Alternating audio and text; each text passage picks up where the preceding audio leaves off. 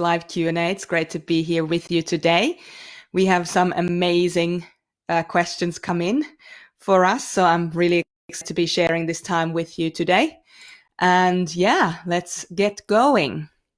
First question is from April. She's saying, INFP here.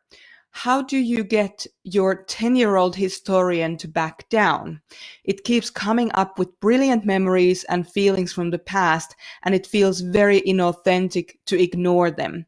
They feel like such a big part of me. Okay, so first of all, April, thank you for that question.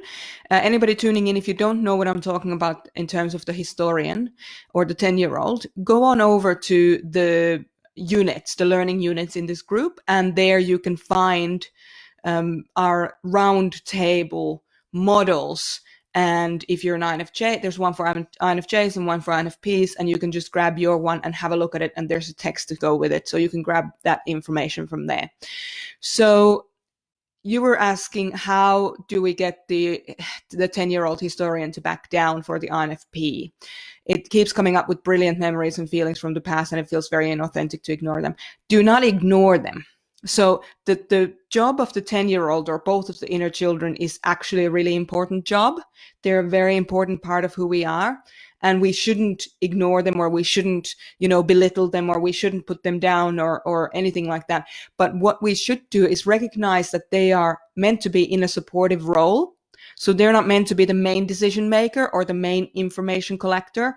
They're supposed to be the supportive decision maker and the supportive information collector. So for you, April, as an INFP, you have your information collectors as your inner parent and as your inner 10-year-old. So the predominant information collector for you should be your inner parent.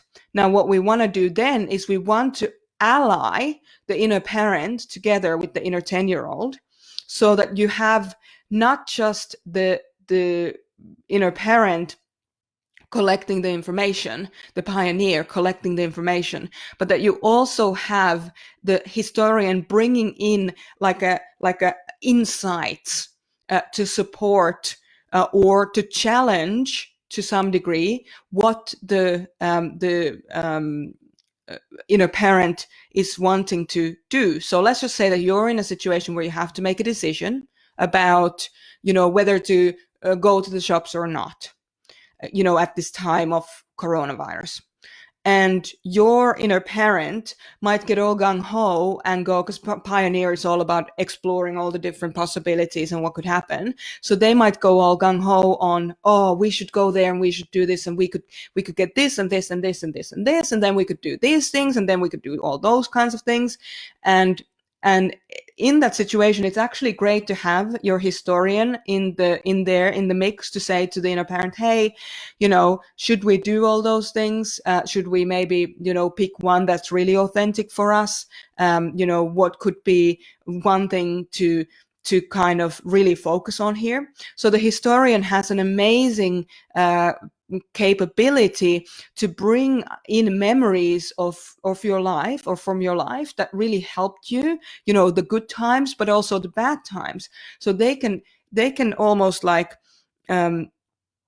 challenge the pioneer to focus on the good or focus on the bad, the possibly the dangers of the situation. So it's good to have that inner 10-year-old there for the INFP to kind of double check. So to ask questions of the inner parent that the inner parent might have overlooked in its quest to kind of have fun and go exploring different things. So that's quite possible that might happen. And if that does happen, then there could be a really nice synopsis or symbiosis. I think symbiosis is a great word for it, where the two information collectors can come together, and then the decisions can be based on more rounded, more kind of complete set of information that's been collected. So yes, things are possible, absolutely. But then, is it something that you actually want to do? In the past, has something happened to kind of encourage you to focus on a specific thing so you don't do every possible scenario? And also, if there's something from your past that you need to be aware of, the historian is great at bringing that up again. So that's what I would say. Don't ignore them. They are a very important part of your inner family. So respect them as that. But at the same time, they're not the main decision maker, because now you could get into a situation if your inner 10-year-old went, okay, so we have to go to the shops because it's what's done every Friday at this time. Now, you might, if you look into the local news or the local kind of websites that might give you information, they might say that your area is all of a sudden a hotspot for COVID-19, for example.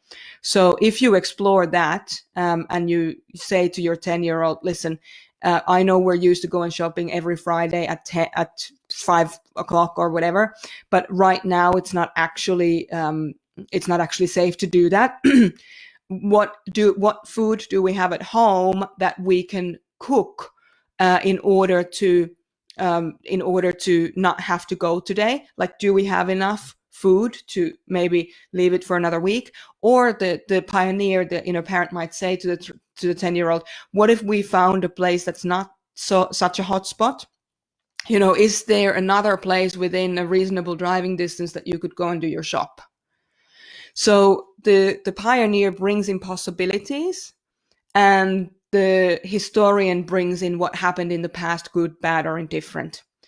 And so if you can bring those two together whilst focusing on the possibilities, but then running them through, let the 10-year-old kind of dissect if there's anything that, any flags that he or she or they want to raise about the idea, then allowing those flags to be raised and having conversations about those flags so that the 10-year-old doesn't feel just pushed aside.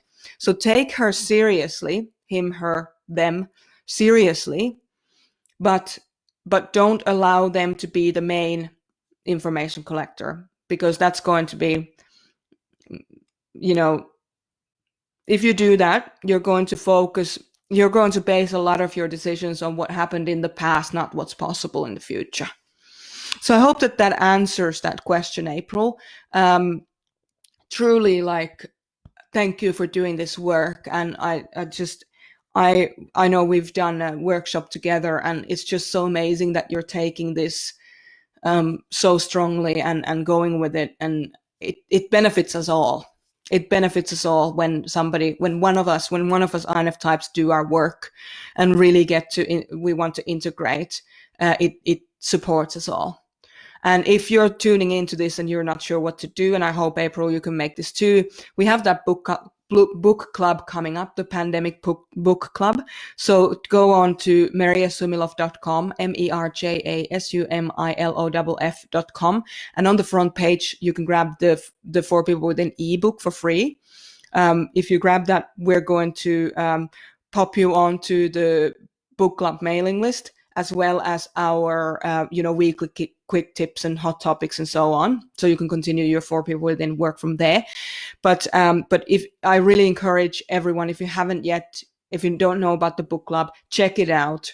We're starting May 6th, I think, Australian time. So let me just double check that real quick. Yeah, we're starting in less than 2 weeks, May 6th, Australia time, Sydney, Australia time. And it'll be Tuesday the 5th for Europe, Africa, and the Americas. So you're a little bit behind us. So I really recommend that you go there, and we can continue the work there. But thank you, April, for that amazing question. That is just fantastic.